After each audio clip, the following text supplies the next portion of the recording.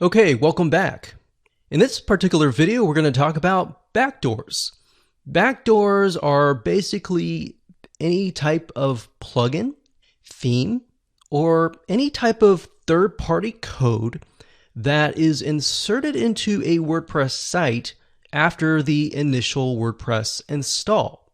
Now, this is kind of going to open your eyes a little bit, but WordPress plugins, the more you install, the more at risk you become. And here's the reason why. The reason why is because WordPress, at its core, a lot of times they will come out with updates and major updates over the years to come. And those updates often include security patches. Now, bear in mind that the plugin or the theme. So let's say, for example, that you buy a WordPress plugin or a theme and it hasn't been updated over the years. What ends up happening is it creates backdoors. And if the code has not been created correctly, then it also creates backdoors as well. Backdoors are essentially what it sounds like. You're in a house and your backdoor is open. So somebody can simply walk in. A hacker can walk in and they can hack your site. They can point your site to different other sites and so forth. So that's just a gist of what we're talking about here. Now, how do you know if a WordPress plugin or a theme is good or not, or is secure or not? So number one, do they update frequently? If they update frequently, that is a good sign. Number two, have you figured that out? Okay, so how do we go about figuring it out? So a lot of times what you can do is you can look at the plugin and you click on View Details. And any type of WordPress plugin that is uploaded to the WordPress depository will have what we call a change log. So you'll go here, you'll click on change log, and you'll be able to see all the changes that has happened over the years. Now, do you need to do this for every single plugin and theme? Not necessarily. The third thing is the company that has built this plugin widely known or well respected? If that is the case, then probably and most likely they have a group of coders that are constantly updating their plugins or themes and or third-party code. If we take a look at this particular plugin, which is a Kismet anti-spam plugin, this is actually created by the parent company of WordPress. So obviously they have released a lot of updates. So we can see May 2019, January 2019, November 2018. So it's a good thing when you begin to see updates at least several times per year, or at least once or twice per year over time. But if you go and check out a WordPress plugin and you see that it has only been updated once for the past 3-4 years, that's probably a bad sign. It doesn't necessarily mean that that WordPress plugin or theme has a backdoor. It just means that the possibilities are there. And it's also, anyways, good to find a coder that has constantly updated their theme anyways. So what you want to do, so let's say, for example, that we head on over to a site called CodeCanyon.net. That's CodeCanyon.net. So if you go to the site, this site basically sells WordPress plugins and WordPress themes. Now, if we go under code and we go under WordPress and we go down here, most of these are most likely to be updated frequently, especially WP Bakery, which is a page builder plugin. Now, as we scroll down, if we just use this as an example, let's just open this up and take a look at it. Okay, so we see that there are a large amount of sales and a large amount of reviews. That's a good thing. But we want to do is we want to figure out, have they updated the site frequently? Or the plugin in this case, or theme. So if you scroll all the way down in Code Canyon, you will see the changelog.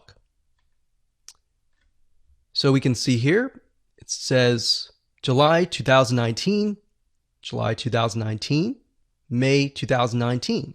So that's a good sign when you see that a vendor has updated their plugin on an ongoing basis. Now, if we scroll down, we can see 2018. So most likely this vendor has been going on beyond 2018. So maybe even 2015, but they don't want to include too much of the changelog because the old updates aren't as important as the new updates, or that's something that you might not really want to know. So that's that. And let's pick another plugin. Let's go down here. And let's look at one with no sales. Now, I'm not necessarily trying to pick on a specific plugin. I'm simply just showing you what to look for. And that way you can do your due diligence. So let's just take a look at this one, maybe this one. And there we go. So if we scroll down, there's no changelog. There's no sales. And as we go through here, there's 3 comments. So as we can see, there are problems right off the bat. The demo's not working. How can I trust your product? And so forth. So generally speaking, from the perspective of reviews, most of the time you will have typically 1 out of 100 or even 1 out of 1,000 people will actually leave reviews. But in this case, we can see that it has 0 sales. So that's an example of perhaps something you want to stay away from. All right, so I want to give you practical examples. So this one here, it has a changelog back in 2015. So obviously right now it's 2019. You might be watching this video in 2020.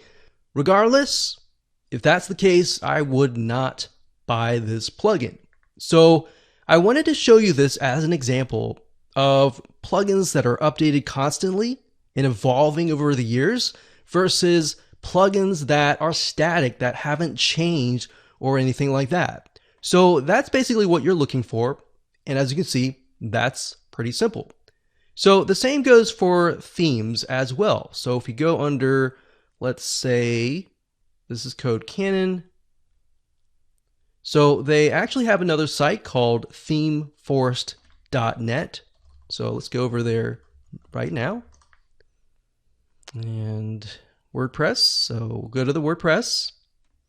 And let's apply the same exercise that we applied earlier. So we can see bestsellers. So let's just go ahead and open these up like so. And scroll down. Let's see if they have a changelog.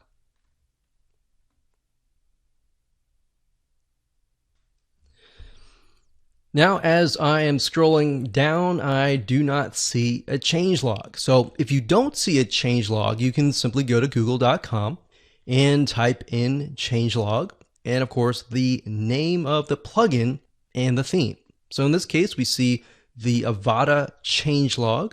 We go to here, and let's see if that's what they have. So there it is. If we scroll all the way down to the bottom,